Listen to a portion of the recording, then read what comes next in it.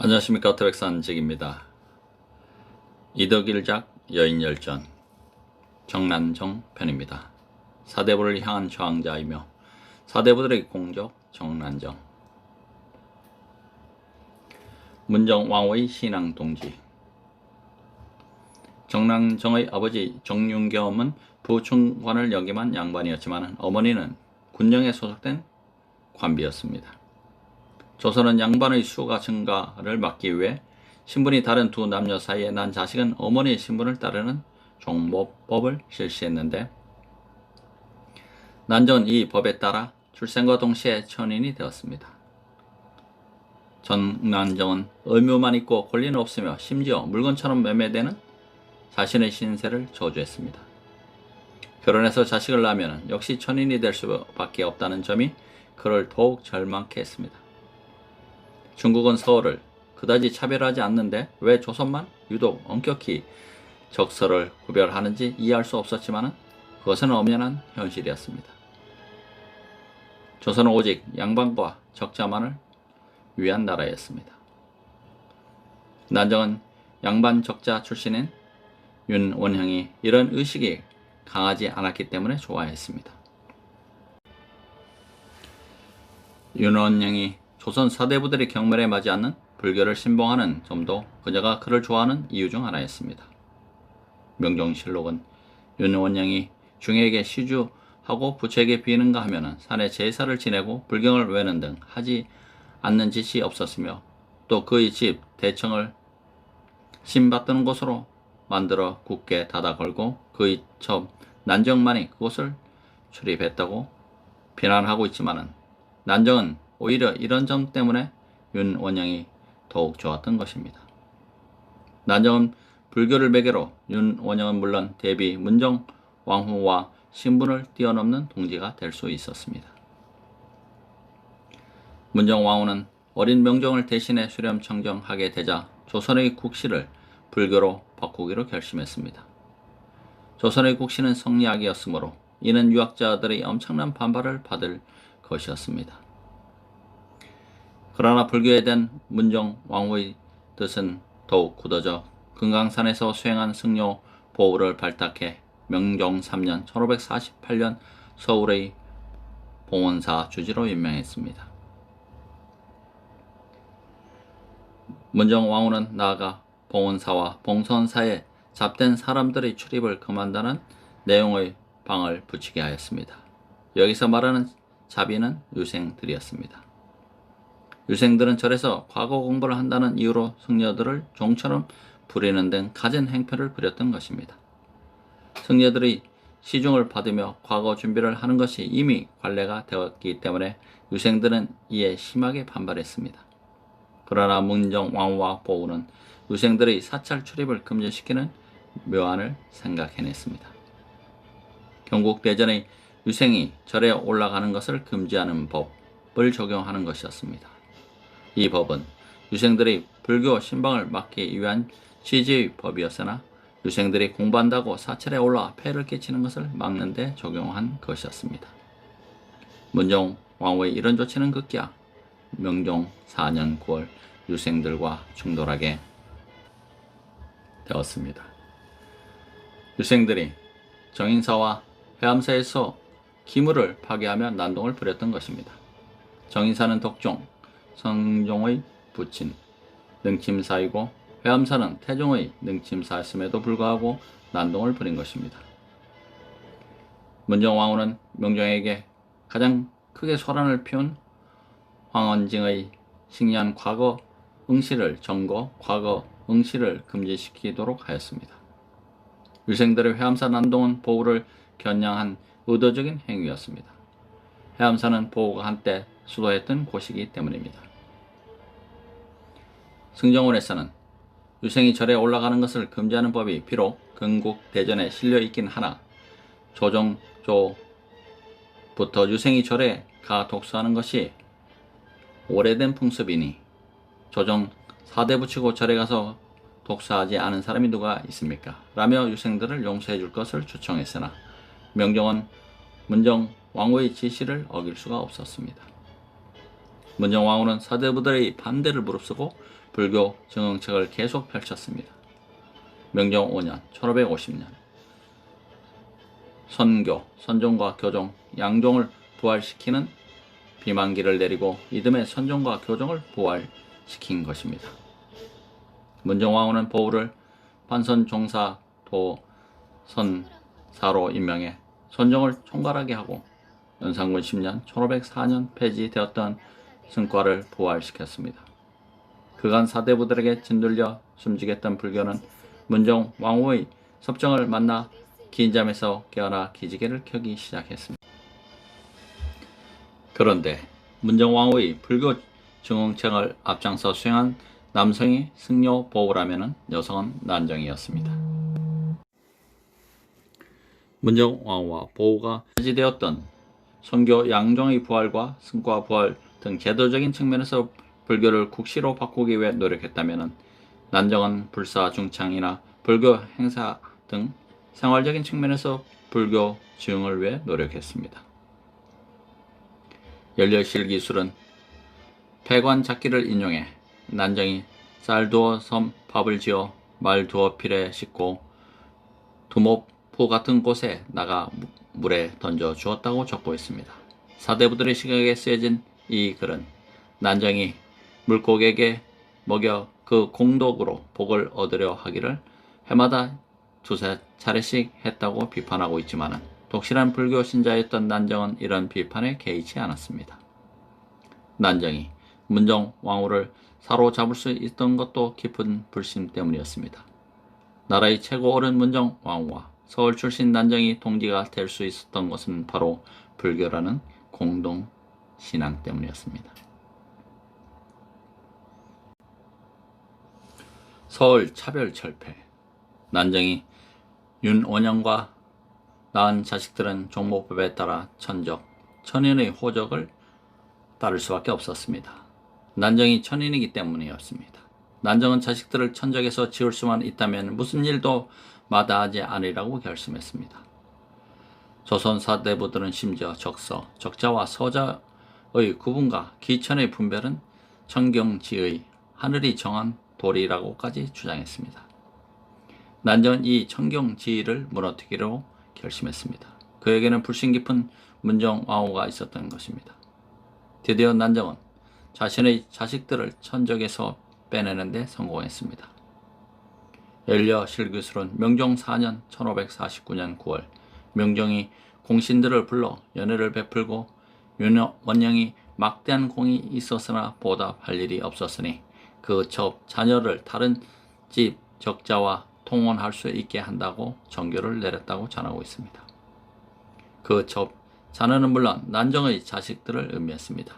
난정이 문정 왕후를 움직여 명종에게 내리게 한 이 정교에 따라 난정의 자식은 천인에서 벗어나 다른 집 적자와 혼인할 수 있게 되었습니다.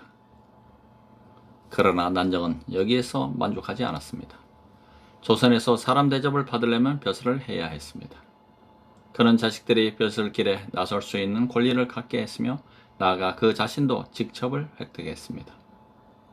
명종은 제위 8년 3월 14일 윤원영의 첩의 자식을 이미 벼슬길에 오르도록 윤호하였으나 그 첩에게는 아직까지 직첩을 주지 않았으니 오늘 직첩을 만들어 주도록 하라고 명령했습니다.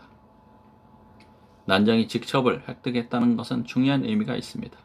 이 명령 역시 난정이 문정 왕후를 움직여 내리게 한 것인데 윤원영이 이미 전영감 김한수의 딸인 부인 김씨를 내쫓은 상황이므로 중요한 의미가 있는 것입니다. 부인을 내쫓은 윤원영이 난정을 부인으로 삼았으나 조선의 국법은 이를 허용하지 않고 있었습니다. 난정이 명실상부한 윤원영의 정처가 되려면 남편의 풍계에 따라 외명부의 자기를 받는 직첩을 얻어야 했습니다. 경제적인 보상은 없지만 외명부의 풍계도 국가의 정실 벼슬이었습니다. 난정이 직첩을 받았을 때 윤원영이 종일품 의정부 자찬성이었으므로 그도 단숨에 외명부 종일품 정경 부인이 된 것입니다. 드디어 서울에서 외명부 최고 벼슬인 종일품 정경 부인 벼슬을 획득한 것입니다. 그러나 난정은 여기에서 만족하지 않았습니다. 지금까지 한 것은 자신과 자신의 자식들의 신분만 바꾼 것이었습니다. 그는 세상을 저주하던 서출의 서름을 잊지 않았습니다. 자신과 자신의 자녀만 서출의 굴레에서 벗어났다고 다른 서출들의 아픔을 외면하지는 않았습니다. 그는 서울 등용을 금지하는 국법을 바꾸기로 결심했습니다. 난정은 같은 해 10월 자찬성 윤원영을 움직여 서울 등용을 주장하는 상소문을 올리게 했습니다. 영의정 심연원, 자의정 상진, 우의정 윤계, 자찬성 윤원영 등이 함께 올린 상소문이었으나 명종실록의 당초에 이 논의를 주관하여 충동질환자는 윤원영이었다는 기록대로 윤원영이 주도한 것이었습니다. 생각해 보건대 인재의 우열은 타고난 기질의 순수함과 박작함에 좌우되는 것이지 출생의 기천과는 한계가 없습니다. 만일 재질이 뛰어난 사람이 첩의 몸에서 났는데 서울이라고 해서 등용하지 않는다면 어찌 왕자가 인재를 취함에 기천을 가리지 않는 도라고 하겠습니까? 이와 같이 한다면 서울들은 제각기 자신을 아낄 줄 알아서 학문에 부지런히 힘쓰고 행실을 삼가서 자폭자기하던 전날의 습관이 없어지고 인재가 많이 배출되어 인재를 임용하는 데 조금이나마 도움이 될 것입니다. 이를 서울 허통법이라고 하는데 이 진보적인 법안에 대해서 반대하는 버슬아치가 더 많았던 것은 당연합니다. 자참찬 인권, 우참찬 신령, 호조판서 조사수, 지중추부사 장원양, 형조판서 이명, 한성 부판윤 신광원, 병조참판 정홍도, 예조참판 옹계검, 동지중추부사 주세봉 등이 대부분의 벼슬아치들이 이를 반대했습니다. 우찬성 신광원, 판영령 부사 김광준, 이조판서 안현 등의 반박 논리를 만들어낸 대표적인 인물들입니다. 우리나라는 중국과 이 지역이 다르고 풍속 또한 다르므로 법에 있어서도 중국과 다른 점이 많습니다. 적서의 구분을 세워 좀비의 등급을 엄중히 하고 개가금지법을 만들어 부녀의 도리를 바로잡게 한 것 등등 이외에도 중국과 다른 점이 아주 많습니다. 법이란 선왕이 만든 것이니 신정초에 경솔하게 거칠 수 없는 것입니다. 더구나 적서의 구분과 기천의 분별은 청경치의로서 조그만 사이도 용납될 수 없는 것입니다. 그러므로 선왕이 법을 정할 때 서울 자손에게는 문무와 진사시 응시를 허락하지 않고 소용할 때에도 또한 한 품을 둔 것이 법전에 실려 있으니 그 생각이 매우 깊은 것입니다. 지금 만일 예법을 경솔하게 고쳐서 서울 자손을 과거에 응시케 하면 명분이 문란해져서 서울이 적자를 능멸하거나 비천한 자가 존귀한 자를 해치는 풍조가 이로부터 크게 생기지 않을까 염려됩니다. 조선은 경국도전에 해당 규정이 없을 경우 명나라 법률인 대명률에 의거해 판정할 정도로 중국의 속방을 자처해왔습니다. 법률까지도 중국의 법조항을 자국민에게 그대로 적용할 정도로 중국을 숭배하던 사대부들이 정작 중국에서 그리 심하지 않았던 서울 차별에 대해서는 중국과 조선은 다르다며 기득권 옹호에 나선 것입니다. 그러나 윤원영이 제출한 서울 허통법은 이미 문정왕후가 사전 재가를 받은 것으로서 명종이 거부하기 어려웠습니다. 명종은 승정원에 서울을 허통할 수 없다는 것이 비록 조정조의 성법이라고 하지만 국가가 인재를 아끼는 뜻에서 볼 때 변통하지 않을 수 없다.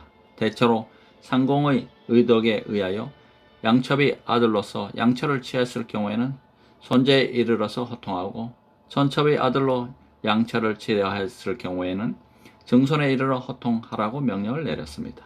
이로써 조선의 서울은 태종 이래 계속되던 차별과 서름에서 벗어나게 된 것입니다.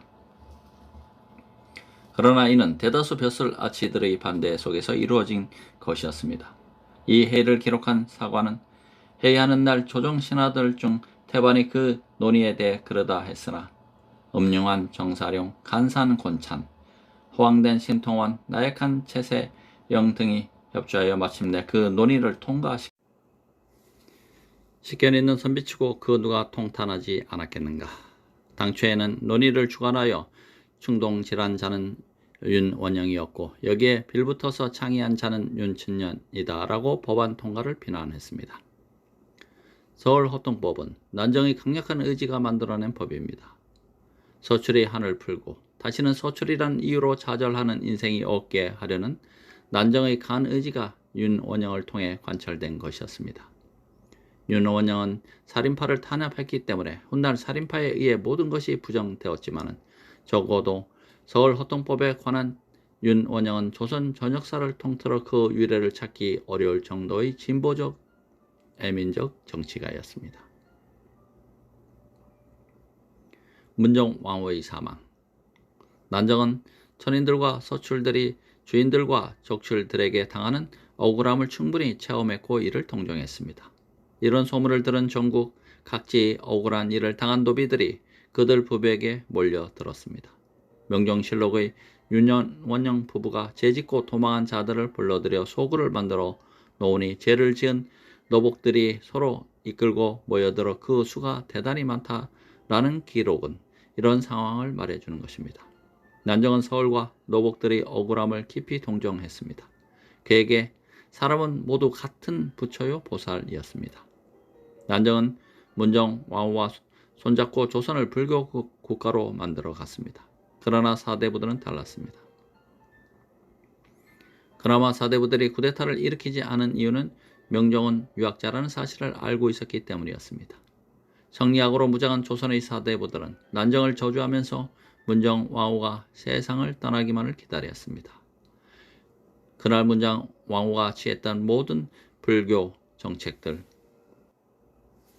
무효가 될 것이기 때문입니다. 그런데 그날이 다가오고 있었습니다. 명종 20년 4월 8일 문정왕후가 보우와 함께 양주 회암사에서 무차 대회를 열려고 했습니다. 명종실록에 따르면 이 무차 대회 승려들이 사방에서 모여들어 몇천 명이나 되는지 모를 정도였다고 적고 있으며 창고의 재정이 고갈되고 종실련도 또한 곡식과 비단을 내어 그 일을 도왔다고 기록하고 있습니다. 이 무차 대회에 곡식과 비단을 낸 청리는 물론 난정과 유원형을 뜻하는 것이었습니다.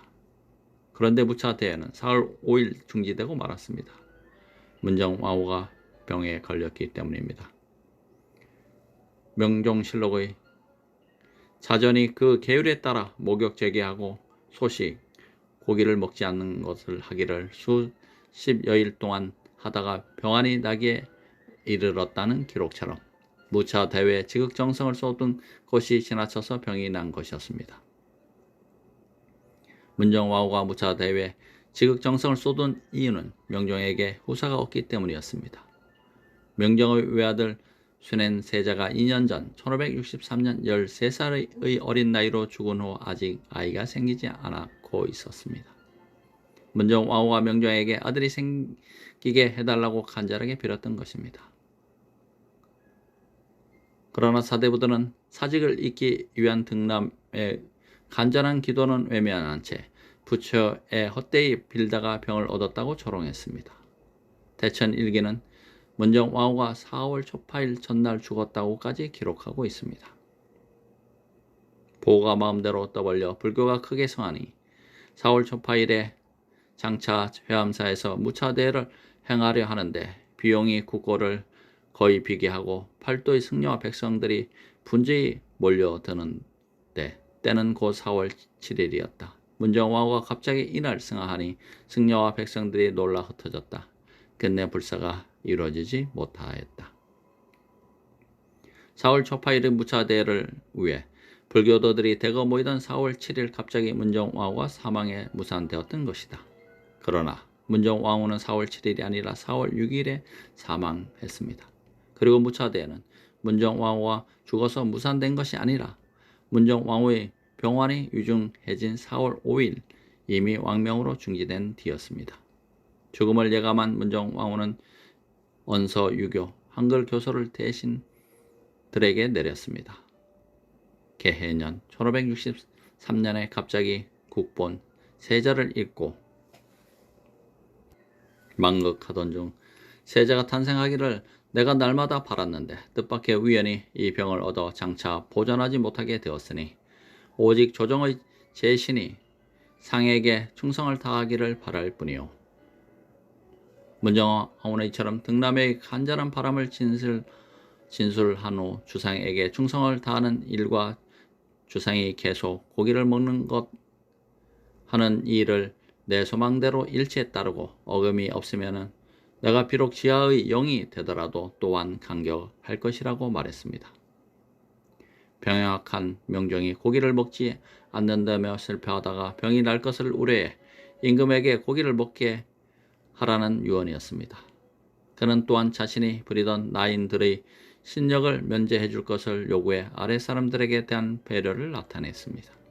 그런데 문정왕후가 죽음을 앞두고 언서 교서를 내린 이유는 불교에 관한 다음 구절 때문입니다. 또 이 일은 조정의 말하기가 마음에 매우 미안하지만 평일에 품고 있던 바인무로 아울러 말하는 것이요. 불교는 이단이긴 하지만 조정조 이래부터 다 있어 왔고 선정과 교종 역시 국가가 승도들을 통령하기 위하여 설립한 것이요. 승도들이 비록 쓸데없는 것이라고는 하나 조정에서는 모름지기 내 뜻을 체득하여 끝까지 옛날 그대로 보존을 하도록 하는 것이 좋겠소.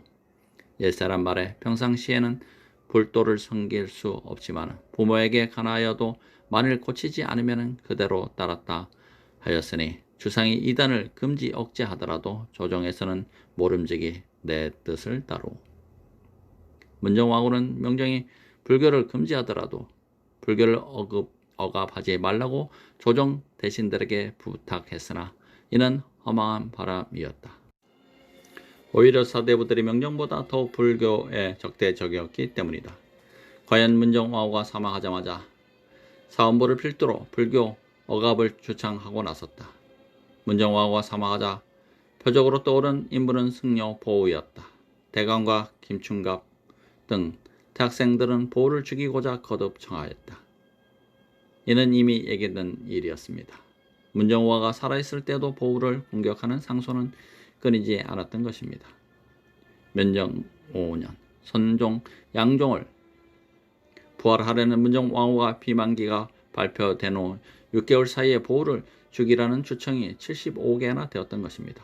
이런 공격들에 대해서 보우는 지금 내가 없으면 후세에 불법이 영원히 끊어질 것이라는 신념으로 맞섰습니다. 그러나 이런 맞섬은 문정왕후가 살아있을 때나 가능한 일이었습니다.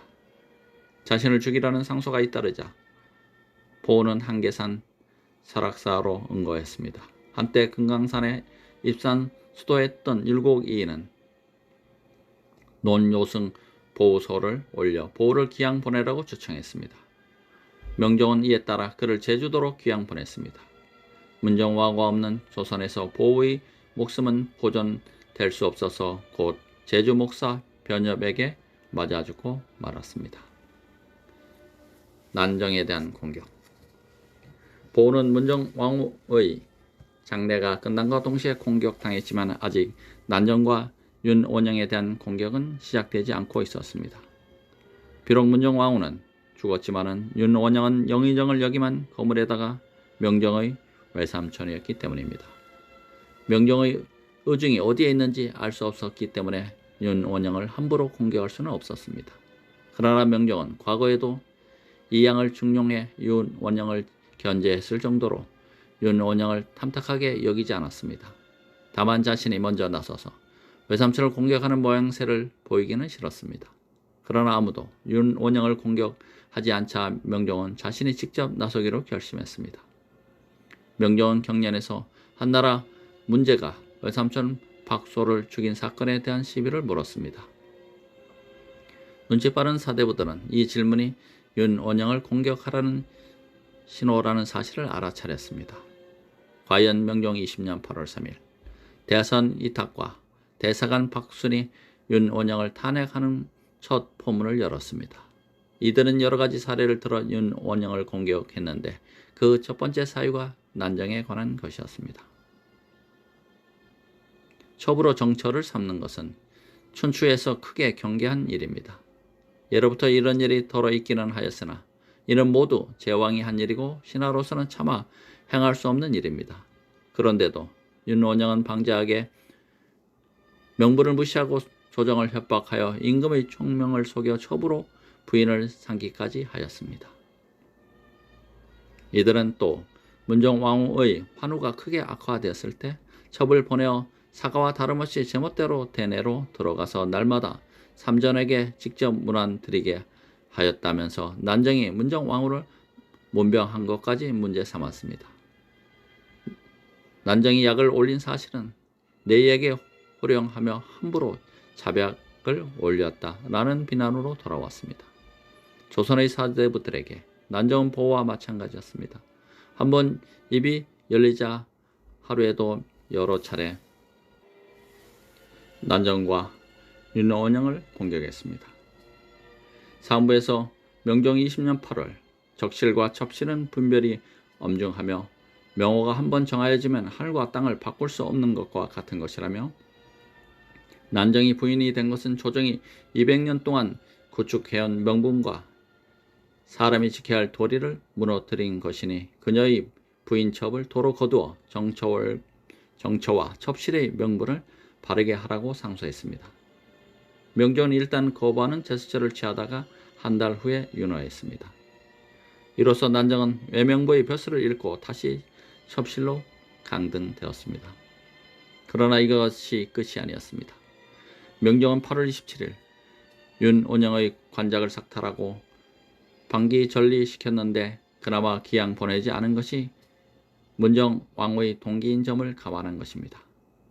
첩으로 강등된 난정은 시골로 쫓겨난 윤원영을 따라갔습니다.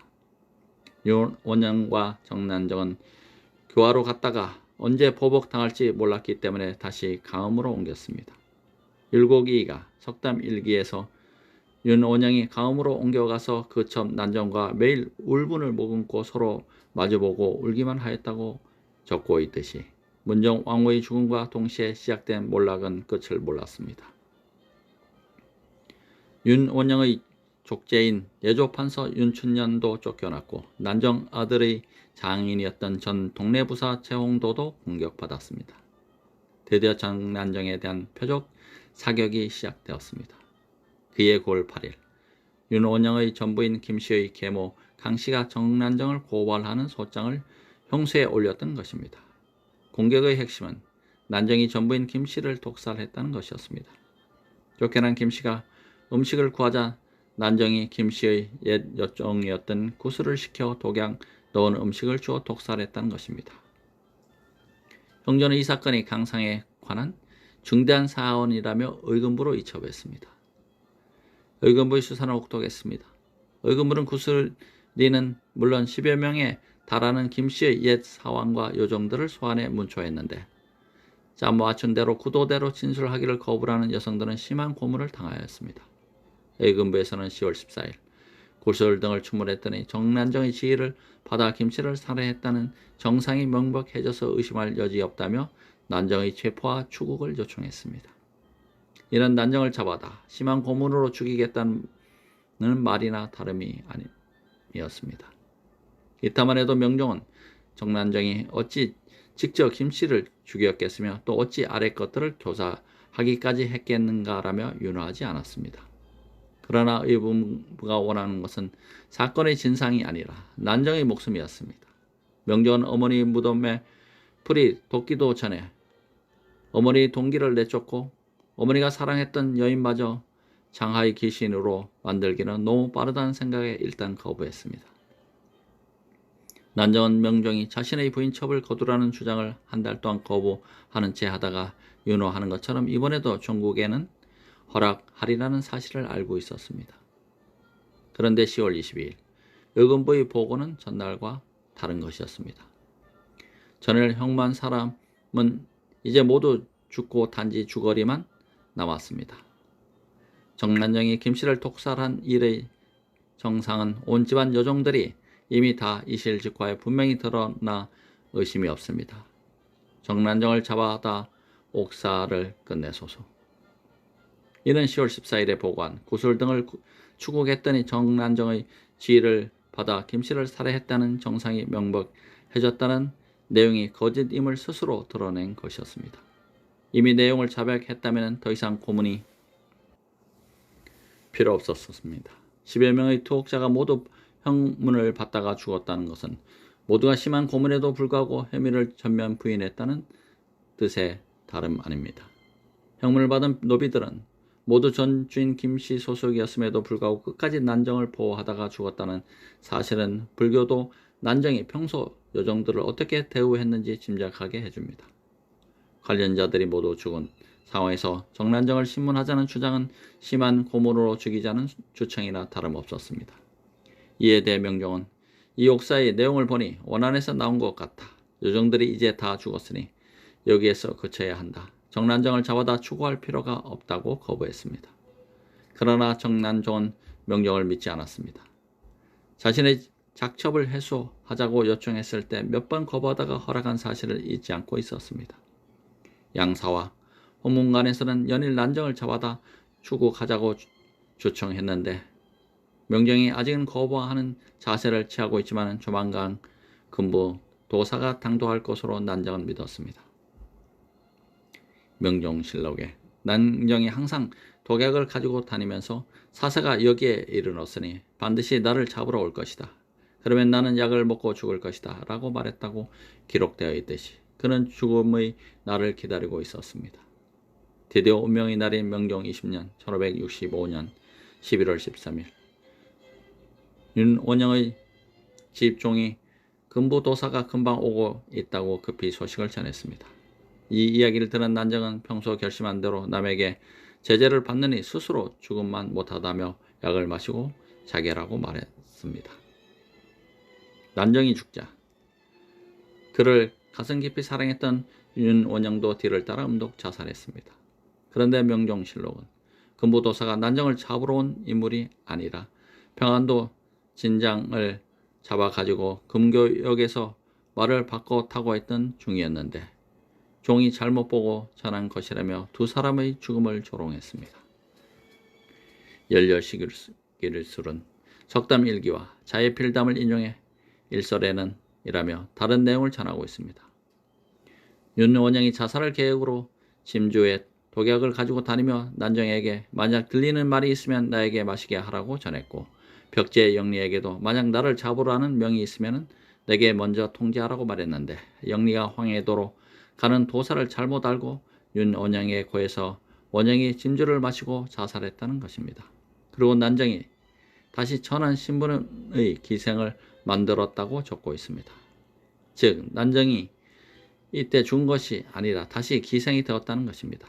조선 사대부들은 난정의 자살이 그가 할 수 있는 마지막 저항이었음을 알고 있었습니다. 그들은 난정을 사대부에 대한 저항자의 의미보다 분수를 몰랐다가 원래 신분으로 환천된 천인의 의미로 남기고 싶었던 것입니다.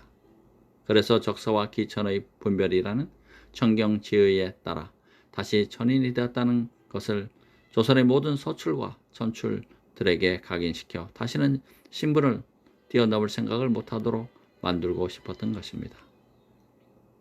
이런 계획에 따라 난정은 죽은 후 다시 천인으로 환원되었고 사대부들은 그를 성리학과 강상을 어지럽힌 망고의 제니로 그리기 시작했습니다. 그리고 아직까지 대다수 사람들이 내리 속에 그는 망고의 제니로 각인되어 있는 것입니다. 을사사와 정난정. 이인은 석담일기에서 어떤 사람이 금부도사가 온다고 잘못 전하자 난정이 놀라 약을 먹고 자살했다. 윤원영이 몹시 애통해야 하다가 미구에 그도 또한 죽으니 듣는 사람들이 서로 경하해 마지 않았다라고 써서 그의 죽음을 통쾌해하는 마음을 실었습니다. 이인은 같은 학자까지 윤원영의 죽음을 경하하게 만든 결정적인 이유는 윤원영이 을사사후를 주도했기 때문입니다. 을사사후는 중종의 두 비인 장경왕후 윤씨 세력과 문정왕후 윤씨 세력의 갈등이 직접적 배경이었습니다. 장경왕후 윤씨는 세자 인종을 낳고 죽었는데 그들을 이은 문정왕후가 경원대군 명종을 낳음으로써 두 왕자를 둘러싼 두 외척한 갈등이 시작된 것입니다. 장경왕후의 아우 윤임을 중심으로 하는 정치 세력이 대윤이고 윤원영을 중심으로 하는 정치 세력이 소윤이었습니다. 중종이 죽고 인종이 즉위하자 윤임 중심의 대윤이 득세했는데 이때 윤임이 유관, 이연적 등 살인파를 등용함으로써 기묘 사화 이후 다시 살인파 시대를 열었습니다. 그러나 인종이 제 8개월 만에 죽고 12세의 명종 즉위와 동시에 문정 왕후가 수렴 청정하자 소인이 득세하게 되었습니다. 위기감을 느낀 대윤은 윤원영의 형 윤올로를 탄핵하여 귀양을 보내는 데 성공했습니다. 그러자 소윤에서는 대윤이 역모를 꾸미고 있다고 주장해 윤임, 윤관과 계린군 등이 처형되었습니다. 이것이 명종 즉위연을 시킨 을사사후입니다. 을사사후는 명종 2년, 정민년, 양재역 벽서 사건까지 포함해 정미사화라고도 부릅니다. 명종 2년 9월 양재역의 붉은 글씨로 여자 임금이 위에서 정권을 잡고 간신 이기 등이 아래에서 권력을 농단하고 있으니 나라가 망할 것을 기다리는 격이다. 어찌 한심하지 않겠는가? 라는 내용의 벽서가 붙은 것이가 계기가 되어 발생한 옥사가 양재역 벽서 사건인데 윤원영이 이 사건 관련자들을 취재하면서 일부 살인파까지 연루시킨 것이 역시 살인파였던 이에게 그의 죽음을 경화하게 만들었던 것입니다. 조선 사대부들은 을사사화의 배후에도 난정이 있었다고 비난했습니다. 당시의 기록들을 편찬한 연료실기술 중에 명종이 즉위하자 윤원영은 곧 보복할 계획을 세워 이기허자 정순봉 들군과 함께 흉한 말을 만들어 밖에서 선동하고 안에서는 난정이라는 그의 요사한 첩을 들여보내 대비와 임금의 마음을 놀라게 하며 의혹을 품게 하였다고 기록되어 있습니다. 조선에서는 악정의 배후에 항상 악녀가 있는 것으로 그렸습니다. 연산군에게 장록수가 있고 광해군에게 계시가 있는 것이 그런 예입니다. 을사사후의 배후에 난정이 있었던 것처럼 전하는 것도 그런 유형입니다. 하지만 윤원영 삭탈 교지를 보면 난정이 대비와 와병에 문명한 것을 비난한 대목은 있어도 을사사화에 관련된 내용 없습니다. 또한 을사사화와 희생자들은 신화하는 명령서에도 그가 이 사건과 관련이 있다는 내용은 없습니다. 따라서 이는 윤원영의 악정의 배후는 난정이라는 등식을 만들어 악정의 배후에는 항상 악녀가 있다는 전형으로 삼으려는 의도였던 것으로 보여집니다. 조선판 마녀 사냥인 셈입니다. 정난정 편이었습니다. 감사합니다. 태백산직입니다.